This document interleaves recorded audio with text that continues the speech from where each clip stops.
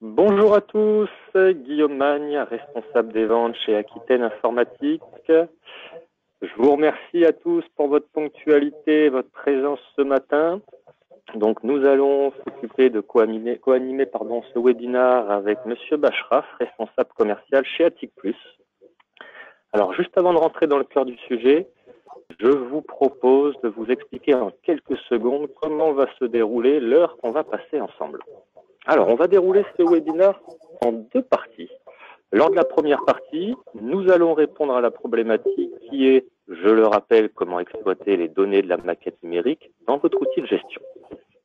Pour ce faire, nous allons avec Samir vous présenter des outils qui vous permettront de répondre à ce besoin. Et pendant cette première partie, je vais vous demander à tous, et pour le confort de tout le monde, de couper vos micros, ce qui nous permettra d'optimiser la qualité du son et ne pas être par le bruit de vos environnements respectifs. Donc si vous pouvez être très attentif à ça, ça sera super car ça nous permettra d'avoir un son de qualité. La deuxième partie de ce webinaire sera quant à elle consacrée aux questions-réponses. À ce moment-là, vous pourrez réouvrir vos micros et poser l'ensemble des questions que vous avez. On se fera un plaisir d'y répondre et d'échanger avec vous pour creuser l'ensemble de ces dernières.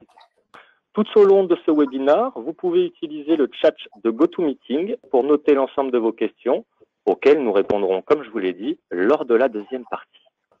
Alors, on va faire un petit focus très rapide sur les deux animateurs de ce webinaire. Donc, moi, Guillaume Magne, responsable des ventes chez Aquitaine Informatique depuis 2014, et Samir Bashraf, responsable commercial entreprise et grands comptes chez Attic Plus depuis 2010. Alors, Aquitaine Informatique, en quelques chiffres, on a été créé en 1977, on est 38 salariés, on fait un chiffre d'affaires de 4,7 millions et plus de 2800 entreprises, PME et grands groupes du BTP, mais aussi des bureaux d'études. Au niveau de l'organisation, on a le siège social qui est juste à côté de Bordeaux, à Mérignac, pour ceux qui connaissent, et on a 3 agences réparties dans la région nantaise, région parisienne et vers Lyon. On est spécialisé dans la création de logiciels pour les entreprises du BTP. C'est pour ça qu'on se considère comme expert sur les sujets que l'on va aborder ce matin. Je vais laisser la main à Samir pour qu'il nous fasse une petite présentation rapide de sa société et commencer ce webinaire. Bonjour à tous. Effectivement, merci Guillaume. Je reviens sur Attic. Alors d'abord, vous allez m'excuser de cette voix. J'ai attrapé un coup de froid, donc je vous présente mes plus plates excuses d'avance. Alors, Attic. Attic, ça existe maintenant depuis presque 40 ans. Ce sont des archis à la base qui ont développé une solution pour l'économiste interne. Et cette solution, avec le temps, est devenue la solution la plus utilisée au sein des économistes. Alors, Attic, en quelques chiffres, nous sommes près de 14 salariés. Nos clients sont répartis de façon, je veux dire, proportionnelle et équitable entre les économistes, les entreprises, ainsi que les architectes, promoteurs et contractants. Et nous avons 2 agences, le siège qui est à Paris et une agence du côté de Clermont où se déroule toute la partie développement et la partie technique. Donc la thématique du jour, c'est comment effectivement exploiter la maquette numérique et envoyer les données vers son logiciel de gestion. Alors d'abord, comment quantifier et chiffrer? Avant de vous expliquer cette première partie, et la suivante, le schéma est le suivant dans la théorie. C'est-à-dire qu'à partir des solutions Attic, nous allons pouvoir absorber et travailler sur des solutions 2D, donc PDF et ou DWG, mais également à partir de maquettes numériques. Nous verrons le sujet tout à l'heure, à partir donc de fichiers IFC ou RVT. Donc à partir du moment où on va recevoir ces fichiers, Attic va pouvoir générer des métrés et ces métrés vont pouvoir être déversés vers Onaya. Alors, ce qui va nous permettre la synchronisation et le travail entre Attic et Onaya va être le format bimétré. Alors, ce format que vous voyez ici, c'est un format normé qui a été initié par la Fédération française du bâtiment il y a quelques années de ça. Donc, ce format est un format bidirectionnel qui va me permettre, dans un premier temps, d'absorber la bibliothèque d'ouvrages de chez Onaya et, dans un second temps, quand on aura réalisé l'étude, de pouvoir transférer mon bordereau vers Onaya. Alors, ce format bimétré, fonctionne bien sûr pour la partie études, comme vous le voyez là, mais depuis peu également, on l'a mis en place pour la partie avancement de chantier avec un nouveau module que vous connaissez peut-être pour certains d'entre vous, la partie BIMchant. Mais nous aurons l'occasion d'en reparler un peu plus tard. Donc, comme je le disais précédemment, on va se concentrer d'abord sur cette première partie, comment récupérer les plans. Alors, j'ai voulu mettre une définition sur ce que c'est que quantifier. Alors, l'objectif, bien sûr, vous l'avez compris, c'est pas de sortir des quantités, c'est pas de savoir si mon mur fait 15 mètres carrés, mais qu'est-ce qu'on va en faire de ces 15 mètres carrés. Donc, c'est-à-dire exploiter, interpréter ces quantités pour attribuer des ouvrages afin d'en faire un chiffrage. Donc, c'est pour ça que j'ai voulu effectivement vous montrer ce petit slide qui permet d'expliquer comment, quantifier, comment sortir les quantités et surtout vous expliquer pourquoi nous allons faire ce travail. Alors, les différents supports numériques sur lesquels nous allons pouvoir travailler. Alors, ils sont de deux types de nature, à la fois des supports 2D, donc PDF ou DWG, comme je disais tout à l'heure, donc les supports 2D, mais également des maquettes numériques. Alors, sur les supports 2D, vous avez la liste sur la gauche et les formats numériques sur la droite. Nous allons commencer par cette première partie, c'est-à-dire comment travailler à partir de plans 2D. Ici, quelques exemples. Alors, le schéma de principe est le suivant. À partir d'un fichier 2D, PDF et ou DWG, avec la solution EasyCulch, on va pouvoir modéliser notre projet, donc tracer directement les murs, les poteaux, les pièces, etc. De cette 3D va découler des quantités et ces quantités, on va pouvoir y associer des matériaux pour déverser le tout vers Onaya. Alors, quels sont les avantages à travailler avec cette solution? C'est que vous allez pouvoir créer donc votre propre maquette et pouvoir l'exploiter à volonté. C'est-à-dire que cette maquette, si je veux la transférer à mon service travaux, à mon service de structure ou à mon technicien, il pourra réutiliser cette maquette puisqu'on pourra pouvoir en générer un fichier IFC au-delà de la visionneuse, ceux qui connaissent.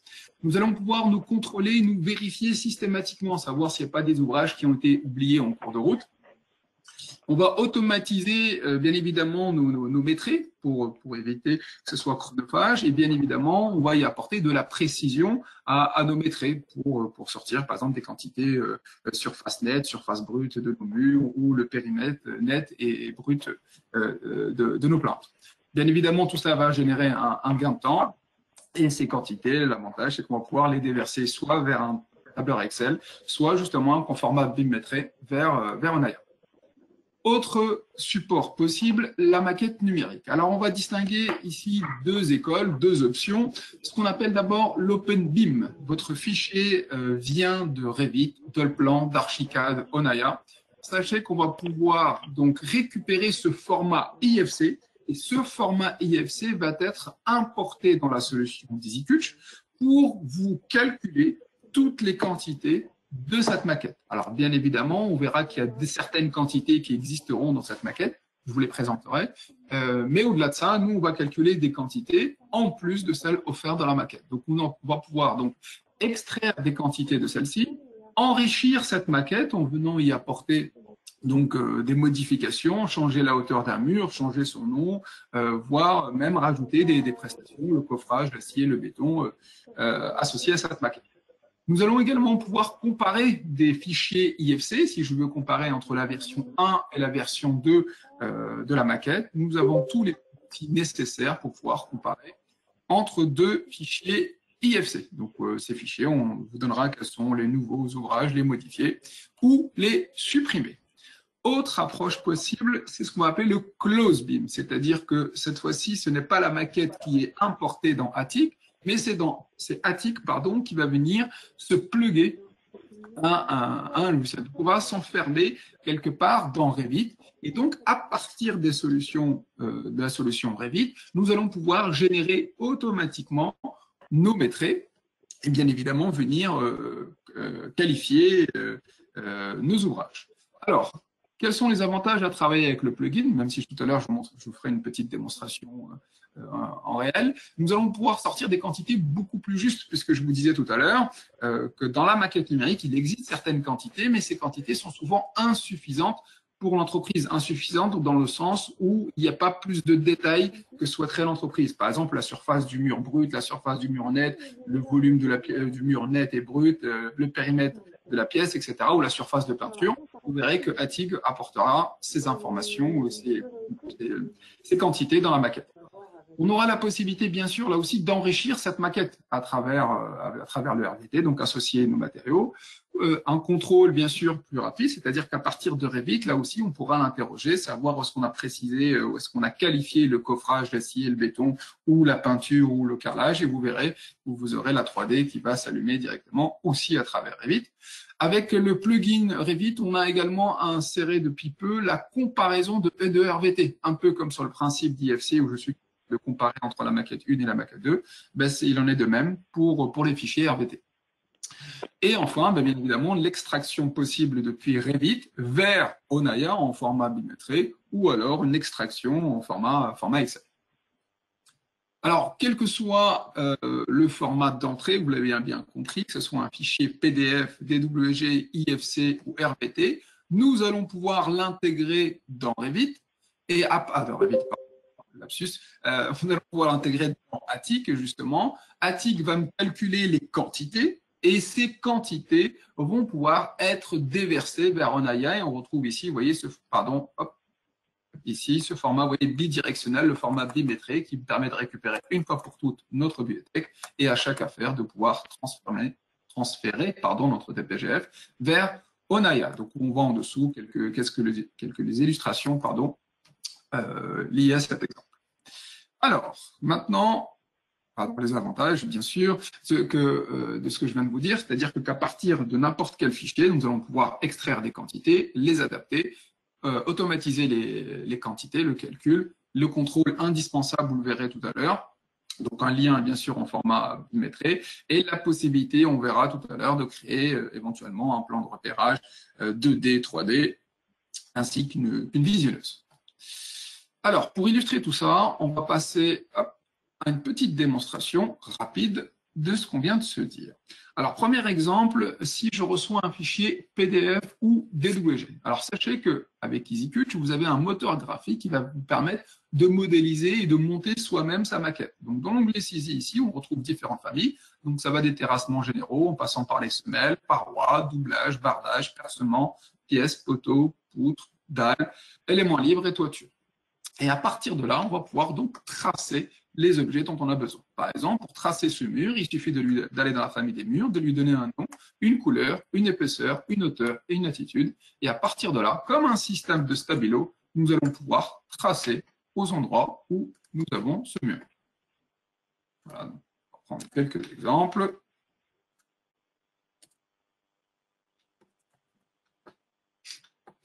Si on s'est trompé, bien évidemment, échappe et on reprend le point de saisie, bien sûr, le plus proche. Voilà. Donc, on ne tient jamais compte des ouvertures, en tout cas dans un premier temps. Alors, les ouvertures, justement, si je dois les tracer, vous avez ici un outil percement qui vous permet de tracer des ouvertures de plusieurs formes, classiques, trapézoïdales, oculus ou cintré, avec linteau, sans linteau. Donc, c'est vous qui décidez. On va pouvoir donner un nom à cette ouverture. On va l'appeler, par exemple, FE 180.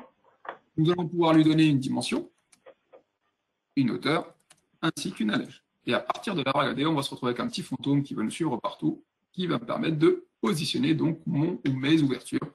Et évidemment, elles ont les mêmes propriétés. Et à partir de là, vous pourriez à n'importe quel moment solliciter la 3D pour voir ce que vous avez tracé et ce qu'il vous reste à faire.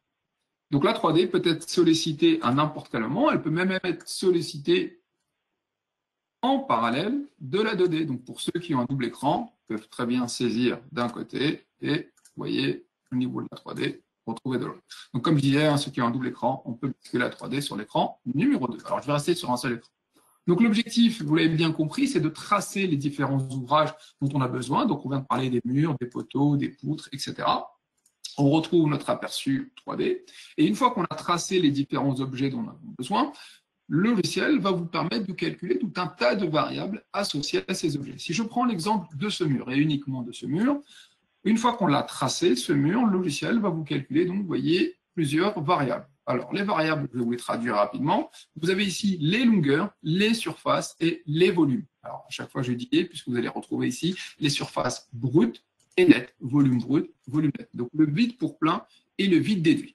Donc, ce sont ces variables calculées par le logiciel qui vont nous permettre d'y associer des ouvrages. À ce stade-là, je sais que mon mur fait 32 mètres carrés, mais qu'est-ce que je fais de cette quantité? Donc, on va retrouver justement cette fameuse bibliothèque qui viendrait d'Onaya, qu'on aura transféré depuis Onaya. Et à partir de là, nous allons pouvoir qualifier le ou les ouvrages qu'on a tracés. Par exemple, si je veux associer du coffrage, de l'acier et du béton, je peux, avec ma touche contrôle, sélectionner les différents ouvrages. Alors, bien sûr, chaque ouvrage ne vous présente pas un code, une unité, décimale, éventuellement un prix. Donc, je sélectionne les ouvrages dont j'ai besoin. Et quand je vais appeler ces ouvrages, le logiciel vous posera la question la toute première fois, comment vous faites pour calculer votre coffrage. Donc, c'est à ce moment-là où vous allez intervenir, apporter votre expérience en disant, chez nous, le coffrage se calcule surface brute multipliée par 2. Certaines structures vont dire, bah non, moi je foisonne et je rajoute 10% de plus. Donc, chacun adaptera le logiciel à sa façon de mettre. Donc, vous voyez, par exemple, pour le béton, puisque j'ai pris un article en mètre cube, le logiciel va me proposer cette fois-ci 2 formules calculées pour du mètre cube. Est-ce que je prends le volume net ou est-ce que je prends le volume brut? Vous voyez, pareil pour les aciers. Alors, on peut bien sûr le ratio lui dire que c'est la surface brute fois 0 pour le moment. Il en est de même pour le prix soudé. Cette somme d'articles, si je veux éviter à chaque fois d'appeler tout seul le coffrage acier-béton, donc je peux mémoriser cette somme d'articles, lui donner un nom, je vais l'appeler façade Onaya. Pardonnez-moi, je ne suis pas inspiré. Et ce qui veut dire que la fois suivante, ou les fois suivantes, plutôt que d'appeler mes ouvrages un par un, je pourrais dire aujourd'hui, j'ai de la façade de 20, et sur la totalité de mes ouvrages, hop, je viens coller la composition qui s'appelait façade Onaya. Donc on retrouve le coffrage, l'acier et le béton calculé automatiquement. Donc là, on pourrait même changer les ratios aussi, bien évidemment, pour l'adapter au projet. Donc avec cette méthode-là, on peut qualifier tout un tas d'ouvrages. Je viens de prendre l'exemple des murs, mais on peut le faire sur n'importe quel ouvrage. Je vais parler un petit peu de la partie cordette azotaire. Si toutes mes chambres ont les mêmes prestations, je peux sélectionner toutes mes chambres, modifier, renseigner, et venir attribuer sur la totalité des pièces dites chambres, la moquette, l'enduit sur les murs, la plinthe, sa peinture, etc., etc. Donc vous voyez, quand il s'agit d'une pièce, on va vous calculer la surface au sol, le périmètre net, le périmètre brut, la surface des murs nets, la surface des murs bruts et la surface du plafond. Une fois qu'on pense avoir terminé, nous avons différents outils de contrôle. La 3D, bien évidemment, en fait partie. Vous avez également ici le contrôle des métrés. Le contrôle des métrés va vous permettre de lister l'ensemble des corps d'état depuis tout à l'heure. Et corps d'état par corps d'état, on va pouvoir donc l'interroger. Où est-ce que j'ai prévu de mettre et, hop, le béton pour les refends? J'ai 15 mètres cubes, je retrouve les murs concernés. Alors on peut même imaginer allumer que les murs concernés par cet ouvrage, et on retrouve là-haut la formule utilisée. Et je peux utiliser ça, vous voyez, pour n'importe quel article, et bien évidemment pour n'importe quel corps d'état. Si je prends l'exemple de la peinture, donc peinture sur plafond, il va m'allumer les pièces concernées, et on retrouve donc la quantité et la formule employée. Alors bien évidemment, ce travail, je peux le faire niveau par niveau, mais je peux également le faire en multiniveau. Alors un petit exemple, si je prends la totalité des niveaux, donc vous allez voir que du rez-de-chaussée, des fondations, pardon, jusqu'à la toiture, on peut travailler sur cet ensemble. Donc l'opération que j'ai faite il y a quelques instants, vous voyez, où j'ai appelé mes façades, où j'ai attribué le coffrage acier-béton, j'aurais pu le faire sur la totalité de mes niveaux. Si du rez-de-chaussée ou R+8, j'ai toujours la même prestation, je peux venir appeler la totalité de mes ouvrages et venir associer ma composition. Là aussi, vous allez retrouver ce qu'on a vu il y a quelques instants. Alors, je vais afficher les quantités par ouvrage. Là, si je reprends, cette fois-ci, un calculatrice pour changer. Où est-ce que j'ai prévu mes carottes pleins? Donc, j'ai 168 mètres carrés. Vous avez ici le détail par niveau. Et en termes d'affichage, on peut bien évidemment sélectionner de montrer que les ouvrages font ça. Donc, quand il s'agit d'un plan 2D, donc PDF ou DWG, on va pouvoir construire soi-même sa maquette pour en extraire des quantités. Et donc, cette maquette qu'on vient de générer, comme je vous l'expliquais tout à l'heure, on peut la transférer à notre service travaux, études, structure, à qui vous voulez. Donc, on peut générer un fichier IFC, voire une visionneuse. J'en parlerai peut-être tout à l'heure si on n'a pas un peu de temps. Donc, ça permet de transférer le projet à n'importe qui, même s'il n'a pas actif sur sa machine, il pourra donc ouvrir cette maquette. Autre approche possible, c'était la maquette numérique. Donc, comment récupérer un fichier IFC? Alors, on a mis en place, depuis quelques années de ça d'ailleurs, on a eu le prix Batimat 2007 pour prix d'innovation pour information. Donc, depuis 2007, on sait récupérer des fichiers IFC. Alors, on a mis en place, je disais, une visionneuse gratuite qui est téléchargeable d'ailleurs depuis notre site.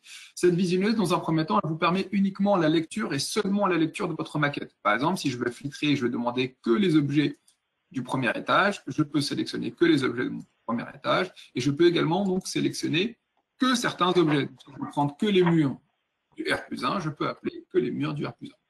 Donc, dans un premier temps, ça vous permet donc de lire, de comprendre si la personne qui est modélisée a bien respecté, par exemple, les familles. Si j'appelle les murs, je ne suis pas censé retrouver des poutres en plein milieu des murs.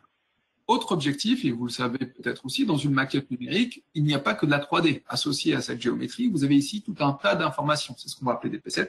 Donc, ces informations, vous voyez, on retrouve l'identification, on retrouve matériaux. Là, par exemple, dans matériaux, on sait que ce mur est composé de 3 couches. Dans relation, par exemple, on sait que ce mur est associé à plusieurs ouvertures. On a les coordonnées de chacune des ouvertures. Dans structure, on retrouverait éventuellement les ratios d'acier d'y associer.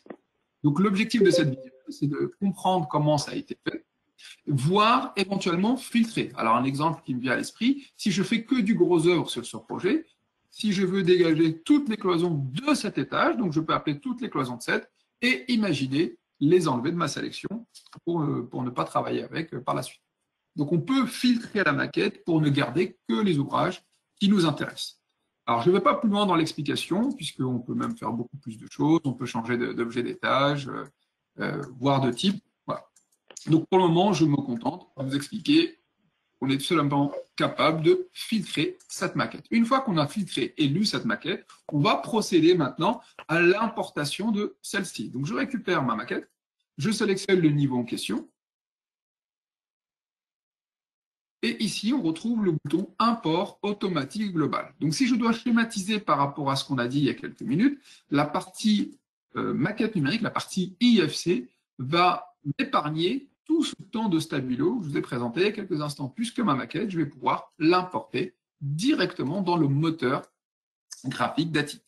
Une fois cette maquette récupérée, vous allez voir qu'en termes de calcul, Attic se met en place et il vous propose les mêmes variables qu'on a vues tout à l'heure. Donc, on retrouve la surface nette, le volume net, etc., etc., etc. L'avantage de récupérer cette maquette ici, c'est qu'on peut également la modifier. Ce mur s'appelle extérieur brique. Si je veux l'appeler façade de bain, je peux bien évidemment le faire. Je peux également changer sa géométrie. Si ce mur fait 3,15 et que finalement je veux le passer à 3,30, je peux là aussi la géométrie de mes ouvrages. Donc, vous l'avez bien compris, ce n'est pas binaire. On ne récupère pas une maquette sans pouvoir y modifier quoi que ce soit. On peut la récupérer, la transformer pour l'adapter à notre méthode ou à notre métier, tout simplement. Alors, on peut même l'adapter jusqu'à la partie saisie. Par exemple, si vous ne retrouvez pas les poutres associées à cette maquette, toute la partie saisie qu'on a vue tout à l'heure reste également applicable directement au niveau de cette maquette. Donc, si je dois schématiser, il ne resterait plus qu'à venir donc qualifier cette maquette une fois importée. Si je reviens sur l'exemple de tout à l'heure, je peux appeler tous mes murs de bain, bon, il n'y a pas beaucoup, on va prendre tout cela, et c'est sur ces murs-là qu'on va pouvoir éventuellement associer la même composition que tout à l'heure. Donc, le coffrage, l'acier, le béton. Donc, les compositions qu'on a ou les articles, les ouvrages qu'il y a côté PDF, DWG peuvent être également appliqués côté IFC. Et on retrouve les mêmes outils de contrôle que tout à l'heure. On va pouvoir donc l'interroger sur le coffrage d'acier et béton. Voilà, donc ça c'est pour la partie IFC, c'est qu'on récupère la maquette, qu'on intègre côté Attic. Dernière approche qu'on va retrouver ici, c'est le plugin Revit. C'est, comme j'expliquais tout à l'heure, c'est qu'on va interfacer Attic dans Revit, c'est-à-dire que la partie graphique est gérée à 100% par Revit. Un exemple que je retrouve souvent, c'est qu'on me dit dans la maquette, il y a déjà. Alors, on va le voir ensemble. Vous voyez, les quantités associées à ce mur sont là. Vous avez la longueur, la surface et le volume. Ça a été calculé par Revit. Mais les quantités fournies ici sont que du net. C'est-à-dire que si je veux faire du coffrage avec ces murs-là, je ne peux pas. Je vais prendre un exemple également de pièces. On va essayer de le faire ici. Projet. Je vais appeler un niveau. Vous voyez, si j'appelle une pièce côté Revit, la pièce calculée par Revit, on retrouve la surface au sol, et le périmètre qui est calculé, c'est le périmètre brut, c'est-à-dire que ce périmètre ne déduit jamais mes portes et mes fenêtres. Et on ne retrouve pas non plus la surface de peinture, on retrouve uniquement la hauteur. Donc avec le plugin Revit, on va apporter tout notre savoir-faire au service de Revit. Donc on va le voir ensemble, j'active le plugin, donc en activant le plugin, j'ouvre les deux logiciels en parallèle, et à partir de là, on va pouvoir donc qualifier mes objets. Donc si je prends l'exemple de la pièce ou des murs, hein, peu importe, je peux en appeler un ou plusieurs. Alors pour en appeler plusieurs, je vous le montre, pardon, je vous le montre ici. On peut les trier, vous voyez, par ouvrage. Je peux aller dans la famille des murs et les trier par nom. Je vais appeler tous les murs qui s'appellent murs façade, on va tous les prendre. Et ces murs-là vont s'allumer, on voit bien aussi bien sur la 2D que sur la 3D. J'ai 44 murs et je peux venir renseigner ces murs. Et on retrouve la même chose que tout à l'heure, vous voyez, surface brute, surface nette, volume brut. On retrouve la même bibliothèque et on retrouve les mêmes compositions qu'on a créées il y a quelques instants. Donc on va tout simplement qualifier à partir de Revit la totalité de mes ouvrages. Là aussi, depuis Revit, on va pouvoir se contrôler, comme je l'expliquais tout à l'heure. Tout ce qu'on sait faire depuis une trentaine d'années, on le retrouve aussi dans Revit. Donc on peut l'interroger, où est-ce que j'ai prévu le coffrage? J'ai 1128 mètres carrés au total, et on retrouve là le détail par niveau. Et bien évidemment, quels que soient les ouvrages. Donc au niveau des extractions, au niveau des éditions, on travaille avec du PDF, du DWG, de l'IFC ou du RVT, on retrouve ici exactement les mêmes éditions. Donc on a plusieurs éditions possibles par bâtiment, par étage, etc. Mais on peut, en plus de faire de toutes ces extractions sur Excel, et ce qui va le plus nous intéresser, c'est d'exporter donc notre bordereau vers Onaya. Et on va le transférer avec ce format bimétré. Donc je génère mon fichier bimétré, je le mets sur mon bureau, je le donne un nom à mon fichier, et j'ai plus qu'à cliquer sur valider. Vous voyez, en quelques instants, mon fichier a été créé. Donc, c'est ce fichier-là qui sera récupéré dans votre solution de gestion. Alors, dernière précision, et promis, je laisse la main à Guillaume, c'est qu'on m'a posé la question le dernier webinaire. Sachez que mes informations en tant qu'entreprise, en tant qu'économiste, je peux les injecter vers Revit. Donc, si je veux que l'archi sache que j'ai bien prévu du coffrage acier-béton, vous avez ici mise à jour des paramètres partagés. Et cette fois-ci, on va alimenter les informations qui viennent de l'entreprise vers la maquette RVT, vers la maquette d'origine. Voilà. Donc, si je reprends mon exemple du mur qui est là, et hop, on retrouve le coffrage, l'acier et le béton qui viennent d'Atik. Voilà, pardonnez-moi, j'étais un tout petit peu plus long que d'habitude. Je vais donc laisser la main à Onaya et j'attends vos questions sur le chat ou tout à l'heure. Merci de votre attention. Alors, merci Samir pour cette présentation. Maintenant qu'on a vu ensemble comment nous allons pouvoir travailler sur la maquette numérique, on va regarder ensemble comment on va pouvoir exploiter les données de cette dernière dans votre ERP. Alors, juste avant de commencer la démo, on va quand même donner le terme et la définition du terme ERP. Alors, l'ERP vient de l'anglais Enterprise Resource Planning et est traduit en français par Pro-logiciel de gestion intégrée. Donc, c'est un groupe de modules reliés à une base de données unique. Nous allons pouvoir, bien entendu, aussi, lors de cette ERP, regrouper l'intégralité des fonctionnalités pour votre société. Donc, on a le service étude de prix, on a le service conduite de travaux, le service administration, facture client. Donc, dans cette ERP, on va pouvoir regrouper l'intégralité des fonctionnalités des différents services de vos entreprises. Et ce dernier représentera la colonne vertébrale de votre entreprise. Pourquoi? Car ce sera une base de données unique avec l'intégralité des informations. Et le but du jeu, c'est de partager les informations entre les différents services et vos différents collaborateurs. Concernant notre ERP, vous retrouvez ici les différents modules que l'on va pouvoir retrouver dans le ERP Onaya. On va avoir un module d'étude de prix, un module de suivi de chantier, de facturation, de comptabilité, de paie, bien entendu, un outil de planification qui vous permettra de faire la planification pour votre entreprise au niveau du plan de charge, de vos plannings d'exécution chantier, mais aussi vos plannings de ressources humaines ou d'engins, bien entendu. D'autres logiciels peuvent être associés à Onaya pour venir compléter et constituer une offre globale. Onaya partage avec ses partenaires le même objectif, accompagner les entreprises du BTP à conquérir de nouveaux marchés et optimiser la gestion de leurs ressources et de leurs chantiers. Donc vous l'avez compris, on va pouvoir optimiser cette gestion, que ce soit de ressources, matériaux, matériel, main-d'œuvre ou de vos chantiers, grâce aux différentes fonctionnalités que vous allez retrouver dans nos différents modules.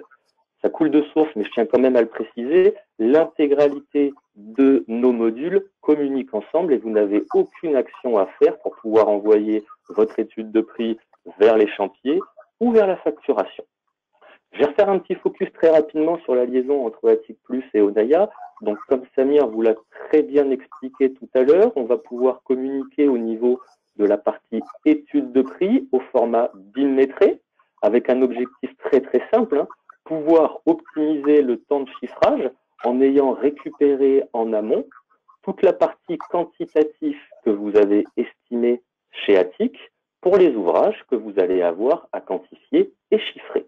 Donc au niveau de l'étude de prix, on va récupérer l'intégralité de ce qui a été fait chez Attic avec le quantitatif au format BIM-métré. La condition pour qu'on puisse avoir cette liaison entre les deux logiciels sera d'avoir une bibliothèque d'ouvrages en commune, ce qui nous permettra de faire les correspondances et par conséquent récupérer les quantités des ouvrages que vous avez quantifiés chez Attic Plus. La liaison va aller un petit peu plus loin car on va aussi pouvoir transférer un avancement vers le module de suivi de chantier et vers le module de facturation. Concernant le module de suivi de chantier, l'objectif va être de récupérer l'avancement et de suivre les écarts prévisionnels entre le prévisionnel et le réalisé. Dans Onaya Facturation, on va récupérer l'avancement pour établir les situations de travaux. Alors bien entendu, les situations de travaux vont pouvoir être établies en pourcentage ou en quantité. On va gérer toutes les spécificités d'une facturation BTP, à savoir les retenues de garantie, les paiements directs, les remises ou majorations, les acomptes, les escomptes. On pourra y revenir tout à l'heure si vous souhaitez lors des questions-réponses. Au niveau du module d'étude de prix, on va récupérer le DQE client ou le DQE par localisation, ce qui vous permettra pour chacun des ouvrages d'avoir le détail des métrés qui proviendraient d'Attic Plus afin de réaliser le plus rapidement possible vos devis et dans les meilleures conditions pour vos salariés. Ce que je vous propose, c'est de faire une petite présentation rapide de la solution Onaya. Il fallait faire un choix, donc on a décidé de se concentrer sur la partie étude de prix, mais bien entendu, on pourra refaire des présentations plus personnalisées et on pourra découvrir l'intégralité des fonctionnalités de l'ERP pendant cette dernière. Notre étude de prix se présente comme ceci, avec une interface d'accueil moderne et dynamique qui va nous permettre de retrouver un certain nombre de fonctionnalités qui vous serviront au quotidien. Pour plus de praticité, on a décidé de mettre en place un petit bandeau vertical sur la gauche que l'on va pouvoir plier ou déplier et où on va y retrouver les différentes fonctionnalités de l'interface sur laquelle vous êtes. Samir et moi avons insisté sur une fonctionnalité très importante pour que nos deux logiciels puissent communiquer ensemble, ça va être votre bibliothèque. Donc à minima, on va mettre en commun la bibliothèque d'ouvrages entre Attic Plus et Onaya, ce qui va vous permettre de faire les correspondances entre les deux logiciels. Bien entendu, dans Onaya Études de prix, en plus d'avoir une bibliothèque d'ouvrages, vous auriez la possibilité d'avoir une bibliothèque de ressources. Donc quand je parle de ressources, je parle aussi bien de ressources humaines, mais aussi de ressources matériaux, matériels ou du divers. Nous aurons donc la possibilité en bibliothèque de directement sous-détailler les ouvrages que vous y aurez renseignés pour pouvoir quantifier et chiffrer plus rapidement dans votre déboursé. Ce n'est pas parce que j'ai prédéfini un ouvrage avec son sous-détail en bibliothèque que ce dernier ne peut pas être adapté à mon cas de figure, bien entendu. Comme vous le voyez à l'écran, le logiciel est multi-bibliothèque, donc je pourrais avoir une bibliothèque commune avec Attic Plus, mais pour d'autres cas de figure ou d'autres sujets, je pourrais aussi avoir des bibliothèques complètement indépendantes d'Onaya. Pour alimenter cet onglet, vous pouvez intégrer des fichiers Excel si vous n'avez pas un fichier Onaya, bien entendu. Le module d'étude de prix va nous donner aussi la possibilité d'avoir une première analyse de son module étude. Pour ce faire, on va retrouver un tableau de bord dans nos statistiques qui va nous permettre d'avoir le ratio de nos affaires gagnées perdues, les évolutions de nos affaires traitées par mois, la répartition par type de travaux, le chiffre d'affaires par type de travaux et le cumul par mois de vos affaires traitées. Si si vous voulez des statistiques un petit peu plus fines, on va retrouver les différentes statistiques par client, par ville, par responsable, par société si vous êtes multisociété ou par type de travaux si vous avez plusieurs types de travaux. Donc bien entendu, l'intégralité de ces statistiques sont alimentées en dynamique par rapport à ce que vous faites dans vos affaires. L'onglet affaires que vous allez reconnaître parce qu'on arrive dessus une fois qu'on s'est identifié, va nous permettre de pouvoir créer des affaires. Pour ce faire, on va pouvoir appuyer sur ce petit bouton en haut à gauche où nous allons retrouver les différentes fonctionnalités pour créer des affaires. Alors la fonctionnalité qui va nous intéresser aujourd'hui, ça va être la dernière, c'est à partir d'un fichier BIM-métré provenant d'Atic+. Donc vous voyez, elle est déjà ici dans le choix pour la création d'une affaire et nous allons pouvoir importer dans Onaya le fichier qui aurait été créé chez Atic avec la notion de phase, d'ouvrage et bien entendu, comme vous vous doutez, une information très importante, le quantitatif associé à vos ouvrages. Donc toute la partie métrée qui aurait été quantifiée et identifiée chez Atic+. On va pouvoir créer aussi des affaires de différentes manières, je vous rassure, pas qu'à partir d'un fichier BIM métré. Nous pourrions partir d'un document vierge et tout créer de A à Z à l'aide de sa bibliothèque, par exemple. On pourrait repartir d'une affaire existante, c'est un petit peu l'équivalent de l'enregistrer sous Excel, ça va me permettre de repartir d'un chiffrage que j'ai déjà fait. Nous pourrions intégrer directement le DPGF ou le DQE que vous avez reçu pour répondre à un appel d'offres, et ce dernier pourra être exporté sur Excel pour remettre votre réponse, aucune inquiétude pour ça. Pour les personnes travaillant avec des entreprises telles que Spigao ou Vector+, nous avons aussi une communication directe avec ces deux plateformes, ce qui vous permettrait d'absorber et de récupérer dans Onaya les appels d'offres sur lesquels vous souhaiteriez vous positionner. Je vais maintenant rentrer dans une affaire pour pouvoir illustrer les propos qu'on a fait avec Samir. Donc quand je rentre dans une affaire, ça va se présenter comme ici. On retrouve le bandeau vertical sur la gauche où nous allons trouver les différentes fonctionnalités de son interface. Ce qui va être très intéressant, c'est que nous avons créé ce fil conducteur avec une suite logique. On va pouvoir commencer par la création de son déboursé, donc pouvoir sous-détailler les ouvrages qui proviendraient d'Atic avec leur métré. Nous allons pouvoir, au travers d'une feuille de vente, mutualiser la mise en place de coefficients de vente. Donc là, on peut aller jusqu'à 25 coefficients différents et les feuilles de vente sont bien entendu personnalisables. On n'oublie pas l'objectif principal du module Onaya étude de prix, ça va être de pouvoir remettre un chiffrage à vos tiers. Excusez-moi. Par rapport à ça, comme vous vous doutez, mais je préfère vous le préciser, nous allons pouvoir personnaliser les présentations de vos devis au travers de différents paramétrages que vous pourriez nous demander. Alors, Onaya va nous permettre, comme je vous l'expliquais, de récupérer et d'absorber l'intégralité des ouvrages et de leurs métriques qui ont été quantifiés et définis dans Atic.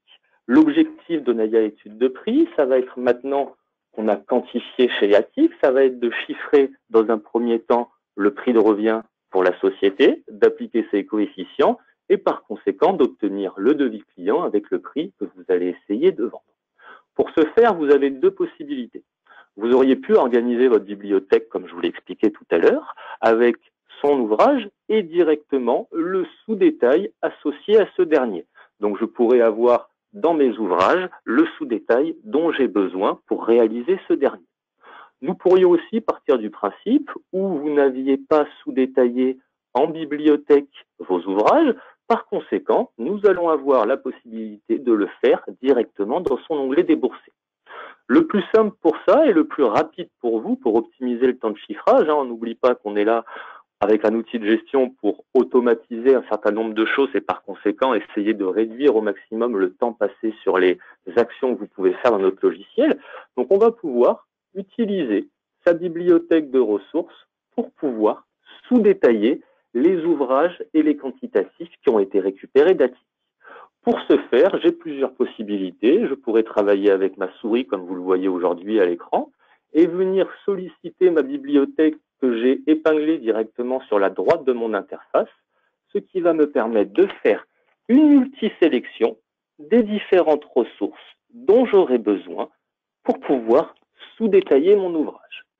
Une fois les éléments sélectionnés, je n'aurai plus qu'à faire un simple glisser-déposer dans le sous-détail, ce qui me permettra de rapatrier les ressources que j'ai sélectionnées. Vous voyez ici, le logiciel va me proposer, quand j'intègre de nouvelles ressources dans mon débours, une recodification de certains éléments. Vous allez pouvoir, si vous le souhaitez, donc recodifier les ressources que vous mettriez dans votre déboursé. Pour l'exemple, je vais annuler la recodification parce que je n'ai pas encore exploité de ressources dans ce devis. En un clic, vous retrouvez ici directement les ressources que j'ai sélectionnées. La deuxième possibilité pour travailler serait directement de le faire avec son clavier. Dans ce cas-là, en appuyant sur la touche Insérer puis la touche Entrée, je vais pouvoir venir consulter ma bibliothèque à l'aide de la flèche de mon clavier et tout simplement dire j'ai besoin de cette ressource. Au niveau des manipulations, ce qui va être très sympathique pour vous, ça va être des mêmes manipulations que sur Excel. En appuyant sur la touche tabulation, je vais passer de colonne en colonne et en appuyant sur la touche entrée, je vais passer de ligne en ligne. Maintenant, on va s'intéresser aux différentes colonnes du déboursé. Donc, bien entendu, cette interface est personnalisable par rapport à vos besoins et on retrouve un certain nombre d'informations importantes. On va retrouver le code de sa ressource ou de son ouvrage, la désignation de ce dernier, l'unité, une notion de perte, ce qui peut être très intéressant dans différents cas de figure, une notion de quantité pour ma ressource, de cadence et forcément de prix unitaire déboursé. En mettant des quantités dans mon déboursé, le logiciel va calculer en dynamique par rapport au mètre récupéré dans ATIC le montant de mon prix de revient pour cet ouvrage. Donc vous voyez ici, si je modifie la quantité de mon ouvrage, mécaniquement, je vais avoir le prix de revient pour ma société qui va être amené à bouger. Plusieurs informations vont être intéressantes pour vous une fois que vous auriez réalisé ce déboursé dans Onaya. La première serait de pouvoir récupérer un budget d'heure. Ce budget d'heure me permettrait par phase et par ouvrage d'avoir une notion de temps unitaire et de temps total pour mon affaire. On voit ici qu'on a mis apparemment une quantité avec 25 heures de travail, donc je retrouve ici une notion de temps unitaire à 25 heures pour réaliser le premier poste du devis que je serai amené à gagner, je vous le souhaite. On va retrouver un certain nombre d'autres informations qui vont pouvoir être très intéressantes pour vous pour exploiter les données de votre déboursé, à savoir des appros. La première appro qui est très appréciée par les bureaux d'études, c'est une appro qui s'appelle appro pour négociation. Cette dernière va venir me classer par ordre décroissant l'intégralité des ressources que vous avez mises dans votre déboursé.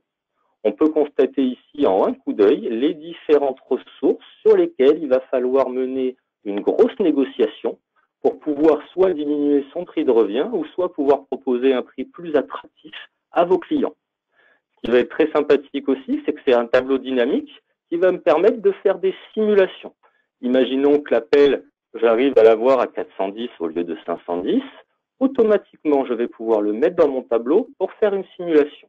Et si je descends en bas de ce dernier, je vais retrouver sur la gauche le total avec le débours global et le distinguo entre ma main-d'œuvre, mes matériaux, mon matériel, mes ressources diverses et mon total général.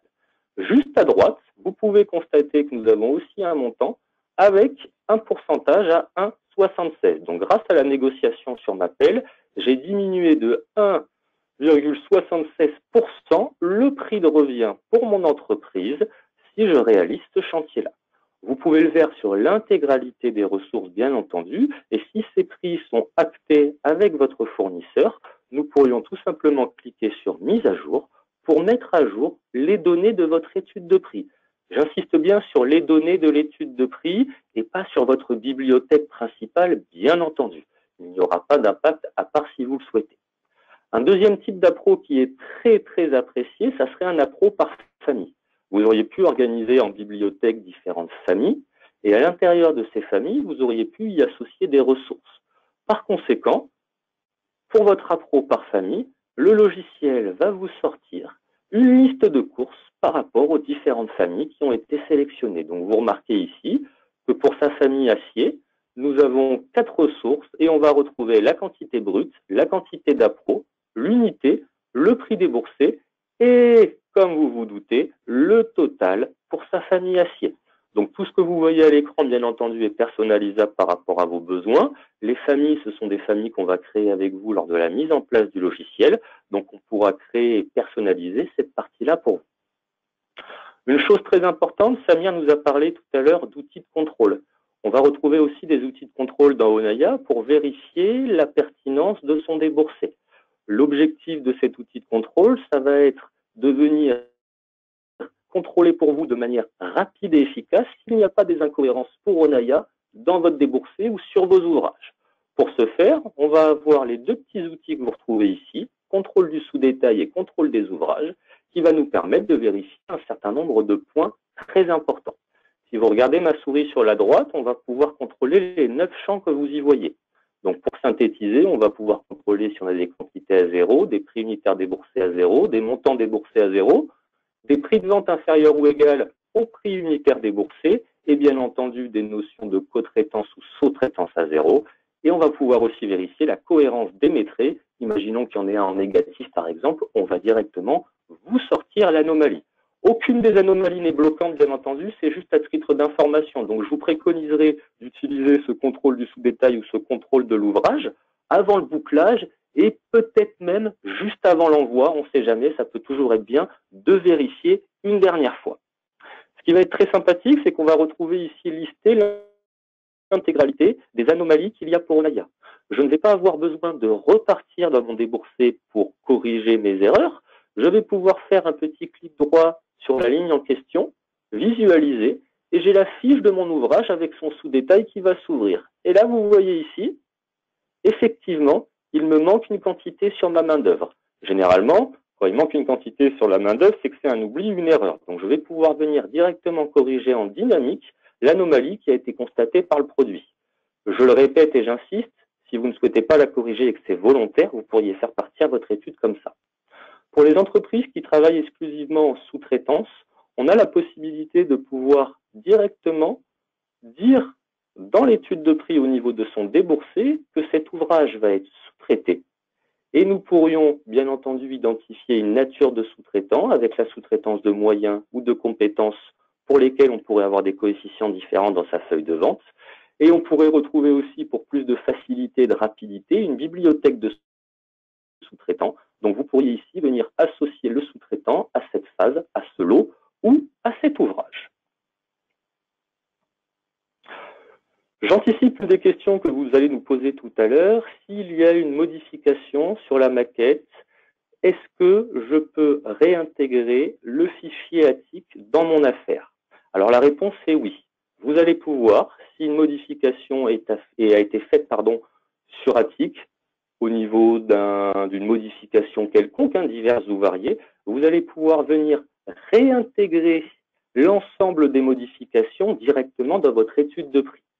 Pour être sûr de ne pas faire d'erreur entre les différentes versions de votre étude de prix, Onaya va vous proposer tout simplement une gestion des versions de votre étude. Donc, vous allez pouvoir créer autant de versions que vous souhaitez. Bien entendu, toutes les versions antérieures seront disponibles et vous allez pouvoir, comme je vous l'ai expliqué il y a 30 secondes, directement réintégrer dans votre version 2 la nouvelle maquette que vous auriez retravaillée sur ATIC. Petite chose très importante aussi, au niveau de la gestion de vos bibliothèques ou de vos onglets, vous pouvez le constater en haut de mon interface. On va pouvoir ouvrir autant d'affaires que l'on souhaite en même temps et naviguer très simplement dans ces dernières grâce à la petite gestion des onglets que vous retrouvez ici.